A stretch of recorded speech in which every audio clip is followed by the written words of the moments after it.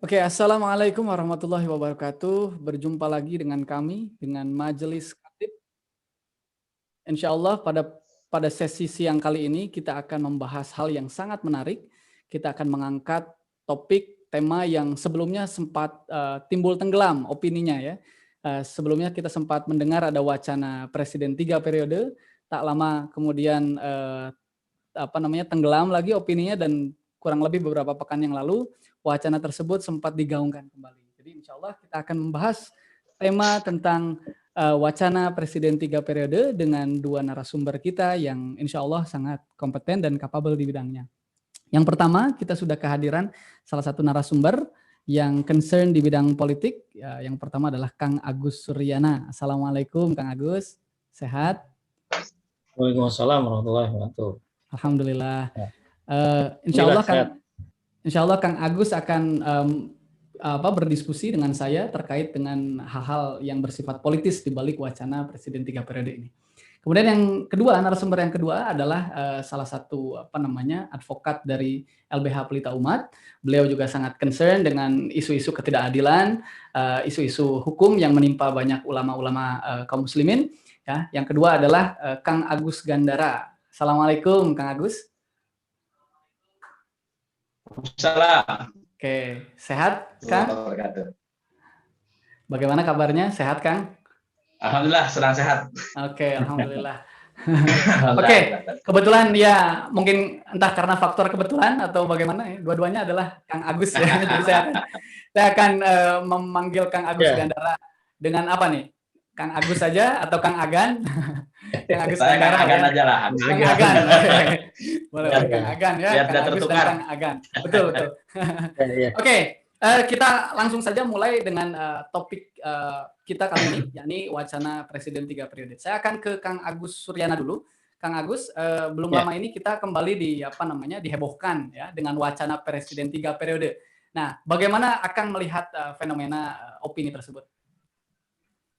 Ya, jadi kalau kita lihat ya di pemberitaan ini wacana Jokowi melanjutkan atau ya kekuasaannya 3 periode ini kan bermula dari pernyataan dari Qodari ya. Ini sampai ada yang mempelesetkan sungguh sangat ini ya, saking jengkelnya ke Qodari jadi Modari katanya gitu. Jadi sampai gemesnya. Karena tiba-tiba dia kemudian melemparkan wacana Jokowi 3 periode dan itu mesti dipasangkan dengan Prabowo ya. Jadi Jokowi 2024. Alasannya dia sederhana aja. Selama pemilu 2019 yang lalu situasi di tengah-tengah masyarakat baik sebelum pemilu Pilpres 2 tahun yang lalu sampai pelaksanaannya dan sampai sekarang itu bekasnya iritasi atau gesekannya itu sampai sekarang gitu terasa dari mulai kemudian istilah ya diksi-diksi yang dipakai untuk saling meledek gitu misalnya istilah cebong melawan kadrun sekarang dan ya kadrun. Kemudian saling serang di media sosial, ya, saling boleh dibilang menghina, sudah taraf menghina dan itu sudah banyak korban, sudah banyak yang masuk ke penjara begitu. Nah, alasannya itu menyatukan kedua tokoh ini, ya Jokowi dan Prabowo, ini akan menyelesaikan polemik gitu. Istilahnya memataran konflik sudah melelahkan kalau menurut Qodari diusung untuk ini Jokowi Prabowo ya dan Jokowi melanjutkan ke kekuasaan itu begitu. Permasalahan muncul nanti Kang Aga bisa menjelaskan dari aspek karena jelas melanggar konstitusi begitu ya, undang. Ya, kalau ini jadi gitu, ini jelas bahwa konstitusi atau undang kita itu bisa diamankan dan bisa di 4 kali, dan hari ini kalau berarti sudah 5 ada. Jadi bukan harga mati dan sesuatu yang itu akhirnya. Nah, yang kedua ya, tentu saja bagian mereka yang sudah melihat rekor Jokowi hari ini ya selama masa itu gerah, tentu saja tidak mau memperpanjang penderitaan ini. Nah, inilah kemudian temu antara orang yang pro ya malu-malu cara ya, sembunyi ya, dan sengaja mendorong pada kali melemparkan. Nah, nanti ada yang menarik itu ada beberapa semacam skenario begitu kait dengan ini. Ya. Saya ada semacam bocoran ya di salah satu partai itu Jokowi 3 periode ini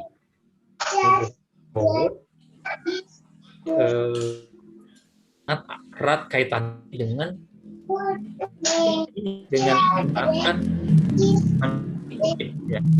memanfaatkan pandemi COVID untuk mundur masa jabatan, karena kita lihat sekarang pemberitaan COVID-19 demikian satu sisi kita mendapatkannya langsung, tapi lain memang juga yang tidak sampai digambarkan. Nah, yang kedua ya, indikasi yang vonis begitu. Vonis yang sudah kemarin atau 4 tahun penjara, kita hitung dari itu pas melewati pemilu yang memang 2004 begitu melewati. Nah, dan di remnya juga dengan ya, seperti dijarakannya tes oleh Arman gitu. Nah, yang ketiga ini ini ternyata menjawab yang indikasi tadi. Nah, tesnya itu melalui lembaga survei ini yang kemudian bermuatan. Nah, Kodari melakukan Jokowi 2024 mendukung ide 3 periode. Nah, yang berikutnya ini adalah lagi kalau ini jadi begitu ya dengan hasutan ya, penghukuman pejabat-pejabat kasus untuk kemudian melalui akulasinya itu menyampaikan opsi tidak ada yang lain perpanjangan masa jabatan presiden. Kali pertama kali isu ini dilemparkan, dan lagi karena saya sempat berdiskusi dengan mahasiswa. Nah, kalau sekarang itu kan sampai muncul kuliah tatap muka itu akan di-hold ya sampai 2024 justru ya, dengan alasan pandemi. Jadi mahasiswa di rumah semua tetap kuliah online daring sehingga tidak di jalanan begitu. Jadi kalau potensi mereka ke kampus itu potensi untuk mobilisasi, dan itu akan turun ke jalan, memprotes dan seterusnya. Saya kira itu yang kemudian saya melihat terkait dengan wacana Jokowi 3 periode ini. Oke. Ya, jadi implikasinya banyak ya, Kang ya. Jadi bukan hanya dari aspek rekonsiliasi yang meskipun itu juga menjadi bahan pertanyaan lagi. Berarti kalau sebelumnya wacana rekonsiliasi itu dengan kubu Prabowo itu masuk ke ke kabinet itu belum cukup berarti ya? Iya. Ya, kalau kita lihat memang seperti ini ya. Jadi bahwa saya satu lagi ya, saya ingin menyampaikan satu pandangan dari salah satu pengamat politik ya, yang menganalisis juga terkait dengan mengapa muncul keinginan 3 periode. Ya ada 2 alasan ya. Ya, alasan yang pertama adalah para pendukung yang mengkultuskan Jokowi begitu. Tapi sebenarnya saya agak ragu ya kalau Jokowi sampai ada yang mengutuskan ya, seperti itu. Yeah. Tapi kalau kemudian alasan yang kedua, bahwa ada pihak-pihak yang tidak menginginkan zona nyamannya terganggu. Jadi kalau memang terjadi pergantian kepemimpinan, itu penuh ketidakpastian. Yeah. Masa penyesuaiannya itu lama, dan apakah mereka tetap berada dalam jabatannya, tetap berada dalam keberuntungan, tetap berada dalam kedekatan kekuasaan, atau mereka terlempar jadi pesakitan, itu bisa jadi penghuni penjara. Ini membuat sebuah ketakutan yang luar biasa. Sehingga alasan yang kedua inilah yang kemudian yang paling rasional ya. Kenapa kemudian digulirkan Jokowi 3 periode? Terlebih banyak sekali proyek-proyek yang dari Aseng begitu yang masih belum tuntas sampai sekarang. Kalau kemudian diprediksi sampai 2024 itu kalau tidak lanjut, maka banyak sekali proyek yang agenda-agenda atau hal-hal yang kemudian jadi tertunda, bahkan tidak terlaksana. Nah, yang mengerikan lagi adalah kan posisinya sekarang orang-orang yang berkuasa ini kalau ada pemimpin baru dan tidak sejalan kan jadi oposisi. Nah, ini yang akan karakter utama dari pemerintah berkuasa yang akan menyingkirkan para oposisi. Ini yang sangat mengkhawatirkan kan. Kira-kira sebenarnya arahnya ke situ. Betul. Oke. Kalau begitu saya mau coba ke Kang Agan dulu untuk melihat dari sisi hukum begitu ya. Nah, kalau dari sudut pandang hukum, apakah kemudian wacana 3 periode presiden itu cukup dipandang konstitusional atau tidak? Bagaimana Kang Agan? Baik. Assalamualaikum warahmatullahi wabarakatuh. Waalaikumsalam warahmatullahi wabarakatuh. Mang Panji, wilujeng siang menjelang sore ya. Iya, betul. Ustaz Agus Suryana.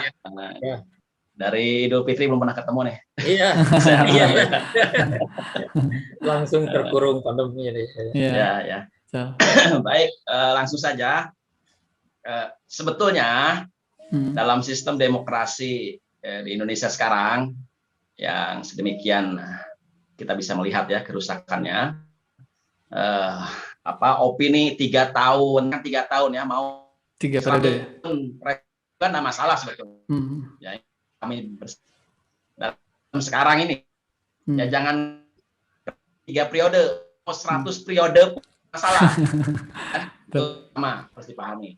Itu yang sehingga untuk menggolkan itu ya, orang yang kemudian rejim saat ini akan opini awali dari salah satu kader PSI ya, opini tahun masa jabatan 8 tahun tapi 1 periode dan seterusnya sampai oleh Ustaz Agus sampaikan ya, sampai ide untuk 3 periode terusnya diopinikan seperti itu, seolah menguji mana reaksi masyarakat ya, masuk reaksi lawan politik yang sekarang berhadapan dengan penguasa pertama. Kemudian melihat memang tadi disampaikan Diana, kita kecenderungan untuk pertahankan hegemoni kekuasaan. Jadi ini melanjut kekuasaan, sehingga kalau ganti akan sulit lah orang-orang di sekitar rejim untuk memposisi masing-masing. Mau tidak mau Jokowi tetap menjadi hegemoni politiknya terus berlanjut. Yang pertama, yang kedua, lanjutkan kekuasaan ekonomi, gitu ya. Sekarang sedang tentu saja ini banyak topang oleh kekuatannya, kepentingan secara ekonomi Indonesia dan sebagainya. Saya melihat itu. Nah, kalau dari payung hukum saja tidaknya pimpinan Presiden Indonesia ini harus sesuai dengan Undang-Undang Dasar 5 ya. Dalam hal ini Undang-Undang Dasar Amandemen keempat sebagai kursi terakhir ya disahkan yang istimewa MPR pada 2002. Perlu diketahui dalam sidang istimewa MPR tahun 99, 2001, 2001, 2002 ya di amandemen. Nah, terakhirnya aturan terakhir saat ini kemudian berlaku masa jabatan hanya 2 periode 5 tahun ya, dan itu hanya buat 2 periode. Gitu. Ini dalam diatur 7 ya, Undang-Undang 45 amandemen. Kalau kita melihat ke Undang-Undang Dasar yang asli begitu, ya, BPU PKI masa presiden itu 5 tahun, boleh dicalonkan lagi. Yang terjadi Pak Harto bisa sampai di terakhir periode ke hanya berapa tahun saja ya, hanya 32 periode ke-6 mungkin gitu. Jadi kalau melihat hukum sama ya langgar konstitusi dalam hal ini, terutama pasal 7 yang mengatur tentang masa presiden, ya sah-sah saja, silakan saja. Oleh sebab saya yang sekarang digal oleh orang-orang yang inginkan Jokowi periode ini bagaimana menciptakan situasi sehingga terjadilah sidang MPR. Nah, kemudian mereka amandemen kembali Undang-Undang 45 tersebut nanti amandemen kan begitu, merubah 7 mengatur 2 periode untuk kira-kira kalau kemudian oleh PR ya istimewanya nanti ketika amandemen Undang-Undang Dasar 45, saya sampaikan tadi di awal kan 3 periode pun dalam sistem ini tidak ada masalah kan gitu. Cuman masalah saja kan kita rasakan ya bagaimana terutama ya saya yang keteteran terutama dalam hal ekonomi gitu. Kalau harus dan seterusnya. Tetapi dengan 2 periode saja kemudian periode lainnya diikuti oleh yang lain misalkan pun kan tidak menjamin kita umat Islam jadi sebuah perubahan kita tetap satu ya, kita kembalikan aturan hidup kita, aturan kehidupan berbangsa dan bernegara ini kembali kepada Islam yang kemudian telah dicontohkan oleh Rasulullah SAW. Saya kira itu intinya, Kang Panji. Oh ya, jadi memang intinya apapun dalam sistem demokrasi ini bisa berubah ya, bisa dihalalkan, tidak ada yang terlarang secara mutlak begitu ya. Ya jangankan 3 periode saya sampaikan tadi, 100 ya, periode. 100 periode pun sangat-sangat mungkin ya terjadi gitu ya. Betul, cuman ada kewajiban bagi kita umat Islam, tidak hanya kita kemudian berusaha untuk mengkritisi upaya 3 periode ini, tetapi juga kita kritisi sistem yang sekarang sedang berlaku juga. Betul. Itu yang penting bagi kita sebetulnya. Karena kebijakan yang lahir ini pun tidak terlepas dari akar atau asasnya gitu ya. Betul, oke. Ya. Kalau saya boleh kembali lagi ke Kang Agus Suryana barangkali. Untuk wacana 3 periode ini kan sebelumnya juga Presiden Jokowi juga sempat menolaknya ya. Jadi beliau secara tegas, secara eksplisit menolaknya. Nah, sebetulnya apakah penolakan itu tulus, murni atau hanya sebatas gimmick kira-kira? Iya. Kalau kita lihat ya, kan respon Jokowi itu ketika ditanya terkait dengan wacana Presiden 3 periode, dalam suatu kesempatan dia itu menyampaikan kira-kira begini, kalau ada usulan itu ya, maka kata dia ada 3 motif ya, menurut Jokowi ya. Yang pertama ingin menampar saya, ya, menampar muka saya. Yang kedua ingin mencari muka, dan yang ketiga ingin menjerumuskan. Itu saja. Nah ini kan sebenarnya perlu dan harus saya kira disampaikan oleh dia sebagai objek yang sedang digadang-gadang untuk 3 periode.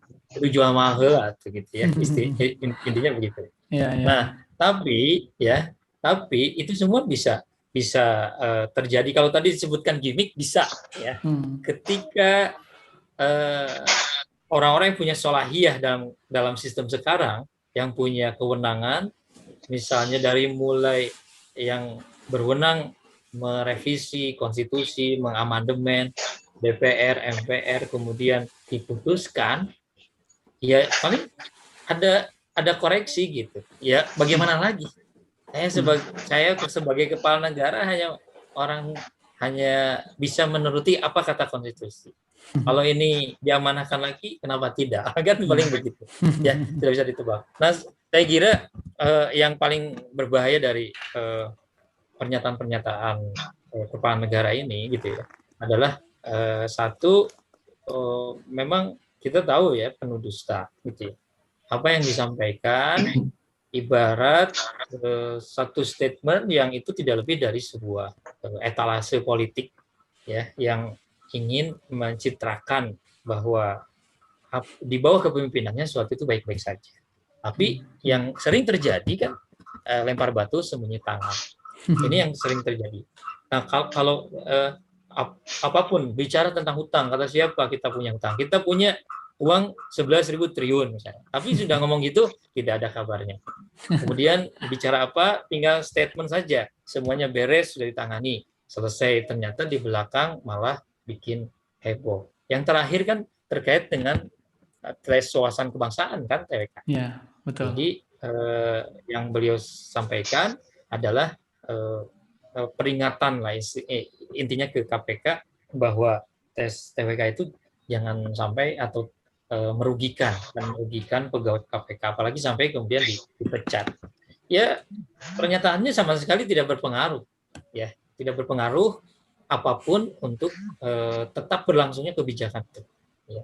KPK tetap memecat di 10 jadi 5. Ya sekarang ini juga sudah banyak yang tadi saya sampaikan tes dulu semacam uji coba lempar wacana ke publik, reaksi publik, reaksi tokoh. Nah, reaksi orang yang akan itu gaya BP. Siapa yang bereaksi, baik reaksinya itu reaksi yang sampai reaksi yang paling keras, nah, maka tandai kau, itu istilahnya. Orang yang bereaksi ini akan dicari kesalahan dan kemudian akan bukan deal. Ini pola-pola yang dikembangkan. Itu barangkali. Jadi kalau disebut berdasarkan apa yang sering ditunjukkan oleh beliau, bisa saja. Dan sangat ya, menolak atau sudah sangat antipati apapun dari pemimpinnya. Ini yang paling menyedihkan. Nah, pemimpin sudah tidak dicintainya, ya, sebaliknya juga pemimpin kemudian berpihak kepada rakyat. Ya, artinya motif kekuasaan atau motif politis di balik wacana ini juga kemungkinan sangat besar gitu ya, baik dari kubu kekuasaan itu sendiri maupun orang-orang pihak-pihak yang menikmati ya kekuasaan ini. Begitu ya Kang ya? Ya, seperti itu. Oke. Nah, Kang Agan nih, sebetulnya sejauh dari perubahan konstitusi yang terjadi, apa saja sih faktor-faktor yang membuat konstitusi itu bisa berubah gitu ya? Katakan sekarang ada suara yang ingin menguatkan posisi kekuasaan hingga diperpanjang periode. Nah, kalau dari sudut pandang sejarah konstitusi kita, faktor-faktor apa saja sih yang biasanya melatar belakangi perubahan konstitusi? Sebentar Kang. Ya? Terputus-putus. Iya memang. Saya. Gitu. Oke. Kalau dilihat dari sejarah perubahan konstitusi kita ya, amandemen Undang-Undang 45 dan seterusnya, itu sebetulnya faktor-faktor apa saja yang biasanya melatar belakangi terjadinya perubahan konstitusi kita? Ya. Baik. Kalau kita melihat histori perubahan dasar 45 ya. Sejak kita merdeka, Indonesia merdeka begitu 1945, memang tentu saja faktor-faktor kepentingan politik menjadi dasar ya pertimbangan terjadinya perubahan konstitusi kita ya, Undang-Undang Dasar 45, termasuk amandemen di era reformasi 1945 ke 1949 ya, itu perubahan sangat mendasar sekali, di mana Undang-Undang 45 pure tidak diberlakukan secara total karena kita menggunakan Undang-Undang Republik Indonesia Serikat ya 1949. Otomatis bentuk negara pun berubah ya, yang asalnya negara kesatuan menjadi negara serikat gitu ya, federal, di mana kekuasaan pemerintah ada di tangan Perdana Menteri begitu ya. Itu sebagaimana negara federal lainnya begitu, negara serikat lainnya. Dan kemudian kekuasaan Undang-Undang Dasar 45, Undang-Undang Dasar Republik Indonesia Serikat ini ya 1949 ini bertahan hanya 1 tahun ya, karena desakan untuk kembali ke bentuk negara kesatuan gitu ya. Maka berlakulah konstitusi Undang-Undang Dasar Negara Republik Indonesia sementara ya, UUDS 1950 begitu. Nah, ini agak lama usianya sampai dengan 1959 seiring dengan dikeluarkannya dekret presiden 5 Juli 1959 oleh Bung Karno gitu ya. Salah satu isi dekretnya adalah kembali ke Undang-Undang Dasar 45 ya. Dan sejak itu Undang-Undang Dasar 45 kembali berlaku lagi seperti pertama diberlakukan ya pada tahun 1945. Dari tahun 1959 ini lama ya, sampai dengan kemudian terjadi reformasi ya di Indonesia, yaitu tahun 2009 baru di amandemen pertama begitu. Nah, tetapi kalau kita lihat histori di tahun 1950 sampai dari 1959 sampai 2008 ini sampai tahun 60-an begitu ya, 65 begitu, pada masa pemerintahan Bung Karno ada banyak penyelewengan yang kemudian terjadi begitu. Salah satunya bukan lagi 3 periode nih kekuasaan masa jabatan presiden ya. Pada waktu itu MPRS ya mengangkat Bung Karno menjadi presiden seumur hidup. Luar biasa kan? Bukan 3 periode, seumur hidup begitu. Tapi itu dianggap hal yang lumrah ya, karena kekuatan politik pada waktu itu luar biasa Bung Karno gitu.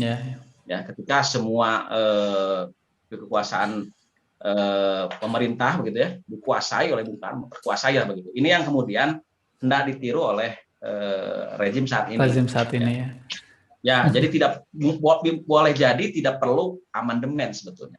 Ketika semua kekuatan politik mendukung ya 3 periode ini bisa saja kemudian terjadi. Apalagi tadi Ustaz Agus Suryana ya memanfaatkan isu COVID. Ya, dikhawatirkan dengan adanya pemilu terjadi kerumunan dan lain sebagainya, kemudian dana untuk pemilu dipakai untuk COVID dan seterusnya. Nah, boleh jadi hal seperti ini dimanfaatkan, kekuasaan politiknya sudah terkuasai sebagaimana kita rasakan hari ini begitu ya. Nah, ini bisa saja tidak mesti harus terjadi amandemen, tidak mesti harus terjadi sidang istimewa MPR begitu. Nah, artinya ya, kemudian dari artinya kepentingan politik itulah yang kemudian mewarnai perubahan-perubahan konstitusi yang terjadi di Indonesia sejak 1945 sampai dengan 2002 ya, di amandemen keempat. Artinya konstitusi itu tidak sesakral yang digadang-gadang begitu ya. ya opini sakralnya konstitusi itu hanya untuk kepentingan politik saja sebetulnya. Karena pada faktanya memang tidak sakral. Ya. Pada faktanya memang bisa berubah, bisa diganti dan seterusnya. Jadi kalau saya dengar bahwa Undang-Undang Dasar 45 harga mati, saya tanya Undang-Undang Dasar 45 yang mana? Gitu ya. Kita sudah sering berganti, bahkan yang hari ini sudah amandemen keempat ya. Ada sekitar 71 pasal yang dirubah dan ditambah begitu di dalam konstitusi Undang-Undang 45 yang amandemen keempat. Jadi yang mana nih yang harga mati yang mana? Harga nih, mati ya. Mungkin yang mana saya tanyakan gitu. Yang mungkin bukan final ya. Ya. Mungkin bukan final ya, tapi masih perempat final mungkin ya. Ya seperti itu. Saya sering karena saya ngajar pendidikan Pancasila dan Kewarganegaraan ya di kampus. Saya sering sampaikan kepada mahasiswa bahwa yang harga mati itu bukan NKRI, saya bilang yang harga mati itu bukan Undang-Undang Dasar 45 atau Pancasila sekalipun, tapi yang harga mati itu konsensus, kesepakatan, kesepakatan bersama. Itulah yang kemudian menjadi dasar konstitusi kita. Jadi, kesepakatan bersama itulah yang menjadi dasar dapat dirubahnya sebuah aturan yang ada di sebuah negara. Kalau kesepakatannya menginginkan Islam sebagai dasar negara, why not? Kenapa tidak kan? Gitu. Selama itu dilakukan secara konstitusional. Gitu. Oke. Yang menarik. Ini bahasa hukum ya yang saya sampaikan, bukan bahasa pemberontakan. Tapi memang ini faktanya begitu gitu. Kita bisa melihat bagaimana perubahan-perubahan itu terjadi seiring dengan konsensus kesepakatan bersama para elit, para wakil rakyat yang kemudian mereka merumuskan semua undang-undang, semua aturan yang sampai hari ini kemudian berlaku begitu. Itu kan. Menarik karena seringkali labelisasi kelompok atau pihak tertentu yang dianggap sebagai anti NKRI, anti Pancasila, anti Undang-Undang Dasar 45, pada dasarnya mereka sendiri yang terkadang tidak konsisten ya dalam praktek politiknya. Menarik sekali. Oke, kembali lagi ke Kang Agus Suryana. Kalau misalnya dalam sistem demokrasi, artinya standar berapa lama masa jabatan seorang penguasa itu tidak ada pedoman yang baku yang tetap ya. Bagaimana kemudian dalam konteks kepemimpinan dalam Islam? Apakah kemudian ada standar baku berapa lama seseorang itu bisa berkuasa? Ya, ini kalau dalam Islam jelas ketika kita menjadikan Islam sebagai pedoman rujukan utama, maka berbicara sistem pemerintahan kita akan berbicara khilafah ya, sistem pemerintahan dalam Islam, khilafah Islamiyah dengan seorang khalifah sebagai kepala negaranya. Nah, berapa lama masa jabatan khalifah di dalam kepemimpinan dalam Islam ini? Masa jabatannya itu adalah selama dia menjalankan kepemimpinan sebagai khalifah dengan hukum-hukum Allah Subhanahu wa taala. Jadi masih menjalankan keterikatannya pada syariat Islam. Berapa lama? Misalnya kalau sekarang hari ini dia diangkat, esok lusa dia sudah melakukan ya, perbuatan yang melanggar syarat, ya bisa melemparkan dia atau jatuh dia dari kekuasaan atau terlepasnya dia dari kekuasaan. Nah itu sebenarnya simpel kalau di dalam Islam. Apakah itu tidak akan potensi terjadinya abuse of power, penyalahgunaan maksudnya? Ya insya Allah tidak. Kenapa? Memang khalifah itu manusia biasa, ya. Ada potensi itu. Sebagaimana di zaman Mulkan Adon, ya, masa kekhilafahan pasca khilafah Rasyidah, yang khilafah yang dipimpin oleh 4 sahabat Rasulullah, 4 sahabat terdekat, atau yang disebut dengan Khulafaur Rasyidin. Itu di zaman kekhilafahan pasca Khulafaur Rasyidin itu banyak ya penyimpangan, ada yang kemudian abuse of power, ada ya dalam pengertian penyalahgunaan dengan mengangkat putra mahkota dan yang lainnya. Tapi ya sistem yang baik itu akan mengkondisikan orang begitu, akan mungkin mengkondisikan orang.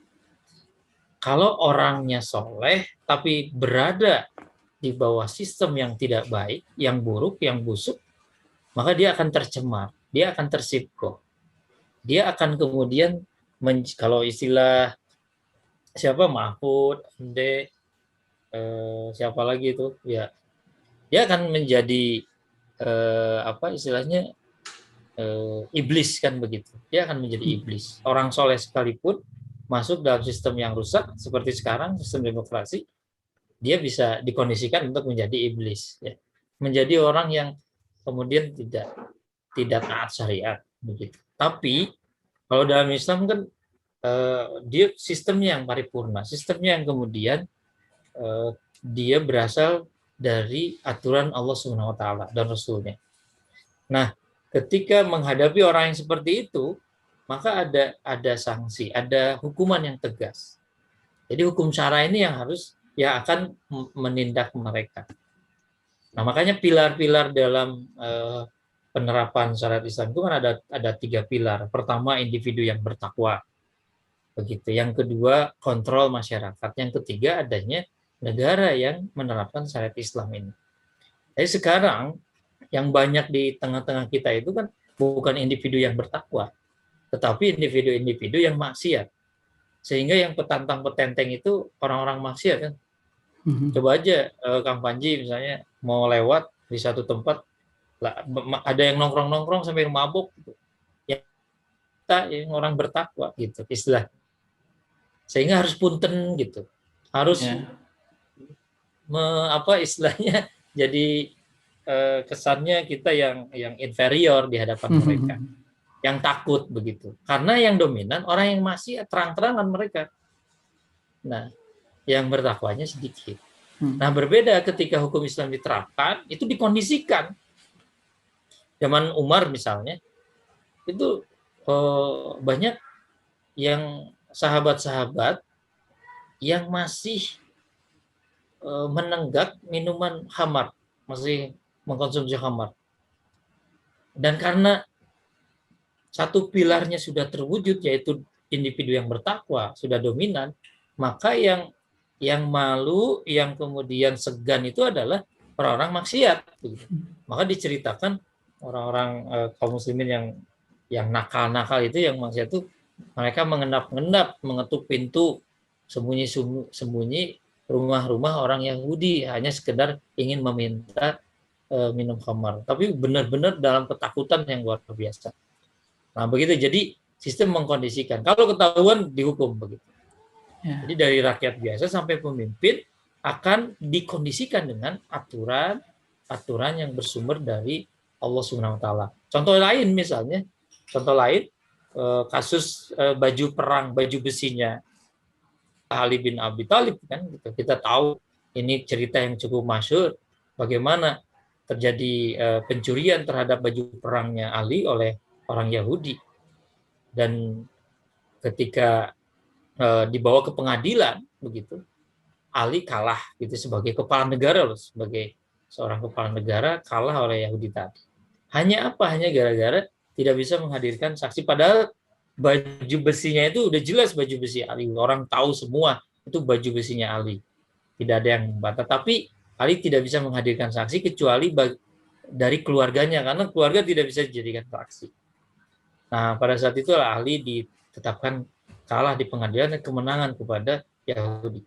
Jadi dikondisikan begitu, dikondisikan supaya adil, dikondisikan supaya taat, dikondisikan supaya tidak maksiat.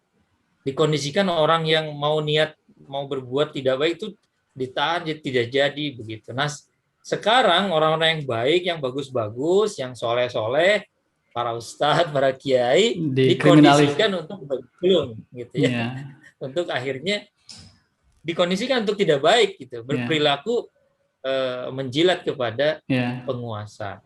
Nah, jadi kaitannya sebenarnya tadi kalau kata Ustadz Agan itu mau lama berapa lama pun ya bisa begitu kalau kekuasaannya ada di mereka. Ya. Kemudian mereka yang mengkondisikan, mereka yang kemudian akan melakukan apa yang mereka kehendaki. yang kita soroti adalah begini ya, dalam hal ini saya ingin menyampaikan terkait dengan wacana Jokowi 3 periode ini adalah coba ditanya ke masing-masing rakyat Indonesia yang sudah merasakan bagaimana sesaknya mereka hidup di bawah naungan sistem yang sekarang, rezim yang sekarang. Ketika muncul wacana 3 periode, itu kesan pertamanya apa coba? Dolim begitu. Dolim. Betul ya. Jadi langsung ini akan menambah panjang kezaliman, menambah panjang aksi-aksi atau perilaku-perilaku anti-Islam, menambah panjang perilaku-perilaku kesewenang-wenangan penguasa kepada aktivis Islam, menambah panjang penderitaan rakyat, menambah panjang kemudian harta kekayaan alam terus disedot oleh asing dan asing. Itu yang kemudian kita pikirkan gitu. Betul. Disinilah kemudian yang menjadi titik kita sebagai umat Islam ya. Kenapa kemudian mencegah? Kalau dibalikan ke Islam, bukannya dari Islam tidak ada masalah dan tidak ada pembatasan. Bukan itu poinnya sebenarnya. Tapi poinnya ini zohir sekali di hadapan kita ada kezaliman yang luar biasa yang dipertontonkan secara terbuka kepada kita ya, yang dilakukan oleh penguasa sekarang, terutama keberpihakannya kepada asing dan permusuhannya kepada umat kaum muslimin ya. Betul. Jadi itu. Di respon pertamanya innalillahi wa inna ilaihi rajiun ya, bukan alhamdulillah ya. Bukannya alhamdulillah ya. Ini sama dengan responnya Amin Rais ya. Pak Amin Rais itu dengar itu innalillahi wa inna. Maka kalau beliau itu menyebutkan wacana 3 periode ini disusun sudah sangat rapih katanya. Dan ini tahapnya sudah tahap test the water, kemudian berikutnya tahap para pakar begitu. Kan sangat mudah sebenarnya. Contoh misalnya ini contoh sedikit keluar waktu Megawati ditetapkan sebagai guru besar kehormatan ya, profesor yang honoris itu causa. Dari Kemendikbud itu menyampaikan tidak ada gelar guru besar kehormatan seperti itu ngawur. Kalau ada juga Dr. HC ya, nggak ada Profesor HC seperti itu. Itu selang 3 jam beritanya berubah. Kemendikbud setelah mempelajari alasan dari Unhan menyampaikan mendukung begitu pemberian gelar kehormatan. Sampai akhirnya pengukuhan dan mendukung sepenuhnya. Sekarang itu banyak di kalangan militer yang berbondong-bondong sudah antri mau diberikan gelar profesor. Ya, profesor itu kan jabatan fungsional dan itu diberikan oleh presiden kan gitu. Betul. Sudah antri, Pak Panji ya. Nah ternyata gitu ketika kita analisis ini apa sih kok dari kalangan militer, dari orang-orang yang memang dekat dengan kekuasaan antri. Kemarin ada 3 orang dari kalangan militer jadi guru besar juga. Ternyata ini kaitannya dengan ditunjuknya Megawati sebagai kepala BRI BRIN itu ya. BRIN ya. Badan riset. Badan riset. Ya, badan riset itu. Jadi mau memperkuat badan riset oleh orang sekalian. Nah, ini kan sudah mulai mudah ditebak. Kalau makanya nanti DPR, MPR akan dikondisikan, DPD akan dikondisikan, bahkan merangsek ke TNI Polri. Kalau semuanya sudah dikondisikan, maka wacana 3 periode itu sederhana. Nanti tinggal diubah saja dan memasukkan pasal. Makanya kata Pak Amin itu it's now or never katanya. Tomorrow will be too late. Sekarang atau tidak sama sekali. Kalau besok ya terlambat gitu. Jadi kalau mau melakukan perubahan ya harus kencang ya. Dan sekarang itu memang masyarakatnya sedang dialihkan dengan corona sih sebenarnya. Satu sisi kita tetap ya harus mewaspadai gitu. Tapi di sisi lain kok seperti sengaja gitu. Orang India masuk sampai 40 orang ke Indonesia, Cina terus masuk sampai akhirnya tersebarlah varian baru virus Delta COVID-19 menyebar di mana. Itu kan apakah ini sebuah bentuk yang alami atau kesengajaan? Kan kita penting juga melihat, menghubungkan, mengaitkan dengan apa yang terjadi sekarang. Wacana-wacana politik yang akhirnya tidak atau lepas dari pandangan atau tinjauan kita. Baik. Begitu ya, Oke. Kang. Oke, siap. Luar biasa sekali obrolan kita siang hari ini. Ya, meskipun siang hari ini cukup panas, ternyata panas juga diskusi kita, dan mudah-mudahan spirit atau panasnya ini juga tersalurkan di bentuk perlawanan kita, ya, melawan semua bentuk kezoliman yang baik yang dilakukan oleh kekuasaan maupun antek. Terima kasih sekali kepada para pembicara kita, ya, Nurwana dan juga Kang Agan yang sudah memaparkan pembahasan yang isinya daging semua, luar biasa. Mudah-mudahan kita bisa berjumpa lagi di kesempatan berikutnya, ya Kang Agan, Kang Agus. Oke, amin, Kang. Insyaallah. Ya, terima kasih.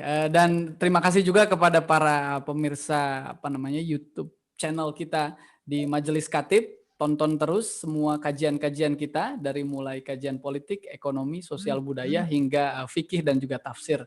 Semoga kita termasuk ke dalam orang-orang yang selalu menebar kebaikan, dan semoga Allah lindungi kita semua dan keluarga. Terima kasih. Saya Panji Agnyoto undur diri. Wassalamualaikum warahmatullahi wabarakatuh.